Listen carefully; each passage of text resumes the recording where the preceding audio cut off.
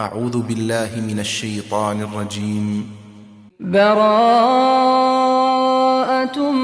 من الله ورسوله إلى الذين عاهدتم من المشركين فسيحوا في الأرض 4 أشهر واعلموا أنكم غير معجز الله وأن الله مخزي الكافرين.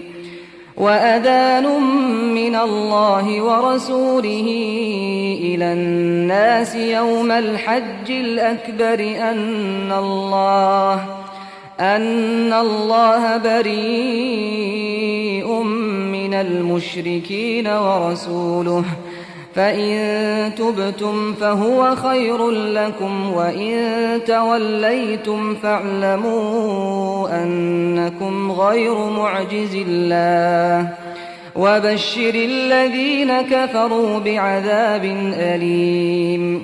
إلا الذين عاهدتم من المشركين ثم لم